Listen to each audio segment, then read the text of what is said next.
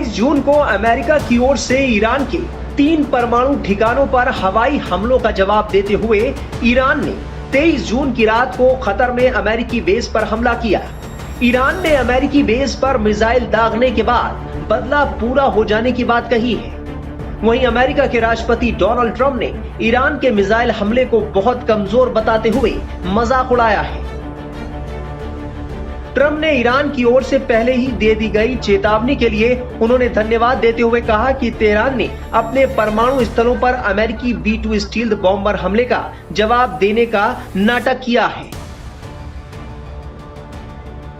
Iran की ओर से Qatar में अमेरिकी बेस पर कितनी मिसाइलें दागी गई हैं, यह अभी साफ नहीं है। कतर ने शुरू में दावा किया था कि 12 मिसाइलें थी, लेकिन बाद में यह आंकड़ा बढ़ाकर 19 कर दिया। वहीं ट्रंप ने कहा कि ईरान की ओर से 14 मिसाइलें दागी गई। ट्रंप ने सोशल मीडिया पर लिखा कि 14 मिसाइलें दागी गई, इनमें से 13 को गिरा दिया गया और 1 को फ्री कर दिया गया क्योंकि यह खाली क्षेत्र में जा रही थी। ट्रंप ने अपने सोशल मीडिया पोस्ट में कहा है, मुझे ये बताते हुए खुशी हो रही है कि किसी भी अमेरिकी को ईरानी हमले में नुकसान नहीं पहुंचा है। मैं ईरान को हमें पहले से सूचना देने के लिए धन्यवाद देना चाहता हूं, जिससे किसी की जान नहीं गई और कोई भी घायल नहीं हुआ। शायद ईरान अब क्षेत्र में शांति और सद्भाव की ओर बढ़ सकता है।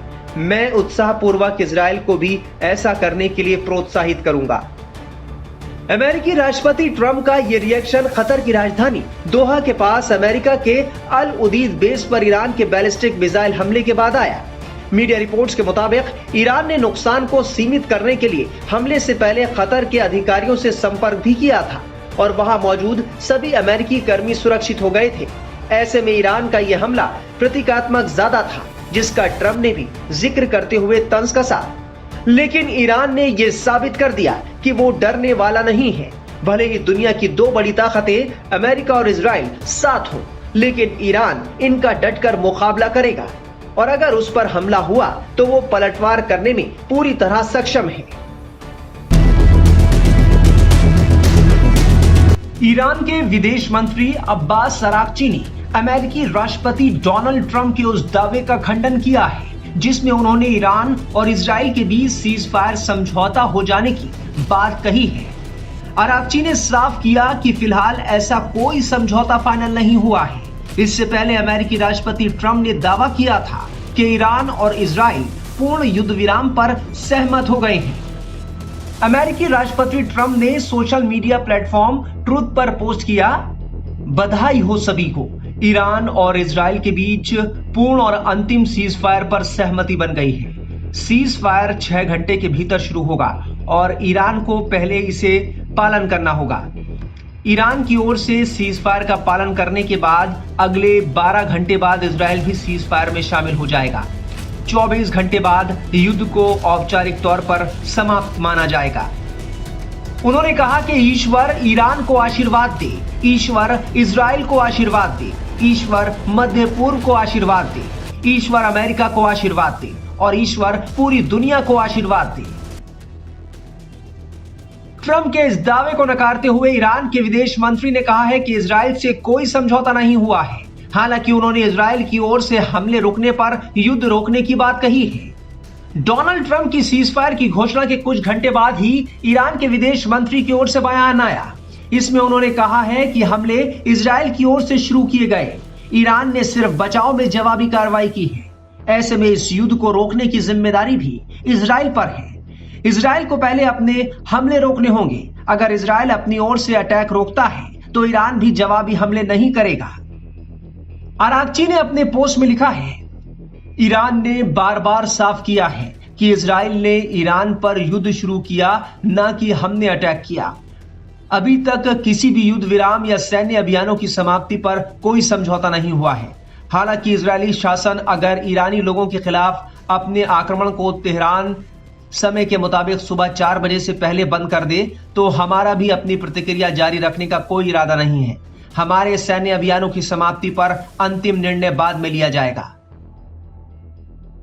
अब्बास अराक्ची ने इसके बाद अपने दूसरे पोस्ट में लिखा, इजराइल को उसके आक्रमण की सजा देने के लिए हमारे शक्तिशाली सशस्त्र बलों का सैन्य अभियान सुबह 4 बजे तक जारी रहा।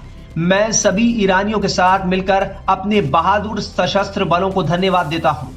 वो अपने खून की आखिरी बूंद तक हमारे प्यारे देश की रक्षा के लिए तैयार रहते हैं और जिन्होंने दुश्मन के किसी भी हमले का आखिरी मिनट तक जवाब दिया है। बता दें कि सीज फायर का ऐलान ट्रंप ने तब किया है जब ईरान ने सोमवार को कतर की राजधानी दोहा में मौजूद अमेरिकी सैन्य अड्डे पर 14 मिसाइलें दागी।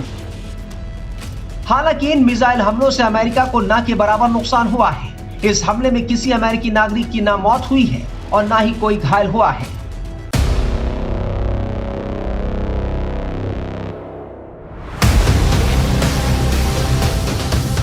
अमेरिका ने दावा किया है कि 22 जून को उसने एयर स्ट्राइक में ईरान के 3 परमाणु ठिकानों को ध्वस्त कर दिया। हमले की जानकारी 22 जून की सुबह अमेरिकी राष्ट्रपति डोनाल्ड ट्रंप ने खुद दी और अपने सैनिकों की तारीफ की। साथ ही साथ कहा कि ऐसा दुनिया में कोई नहीं कर सकता। अमेरिका ने अपने हमलों में फोर्दो, नतांज और इस्फहान परमाणु ठिकानों को निशाना बनाया। इस बीच फोर्दो परमाणु प्लांट पर हमले की सैटेलाइट तस्वीरें सामने आई हैं। अमेरिका दावा कर रहा है कि फोर्दो परमाणु प्लांट को नष्ट कर दिया गया है।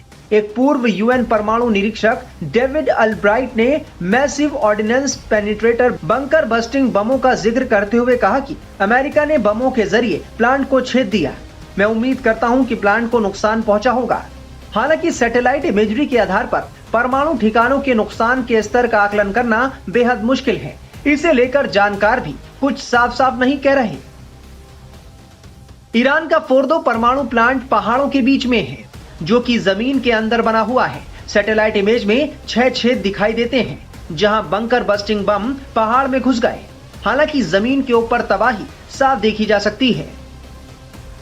कई जानकारों का दावा है कि ईरान हमले से पहले संभवतः वेपन ग्रेड के उच्च संवर्धित यूरेनियम का भंडार फोर्दो से बाहर ले गया होगा और उसे ऐसे स्थानों पर छिपाया होगा जिनके बारे में इजराइल, अमेरिका और संयुक्त राष्ट्र के परमाणु निरीक्षकों को जानकारी नहीं है। ईरान की जो परमाणु फैसिलिटीज़ थी उनको कितना नुकसान पहुंचाया गया। अब अमेरिका के जो राष्ट्रपति हैं वो तो ये दावा कर रहे हैं कि बिल्कुल हमने ख़त्म कर दिया, ज़मीन बोझ कर दिया उसको, लेकिन क्या एक्चुअली वो हुआ है? क्योंकि कुछ ऐसी भी खबरें आ रही हैं जिसमें ये बताया जा रहा है कि वहाँ से कुछ सामान ऑलरेडी निकाल लिया था ईरानियों ने, और अगर वो जो फैसिलिटीज़ हैं जो वहाँ पर बनी हैं उनको अगर पूरी तरीके से नुकसान नहीं पहुँचा तो फिर क्या और इस तरीके के हमले होंगे या अब यहाँ पर ही बात रुक गई है? तो एक तो ये पहलू है कि कितना नुकसान एक्चुअली पहुँचा है, उसकी हमारे पास कोई पुख्ता इत्तलात नहीं है। दूसरी चीज़ ये है कि अगर नुकसान पहुँचा है या नहीं है, ईरान अब क्या, उसकी क्या प्रतिक्रिया होगी।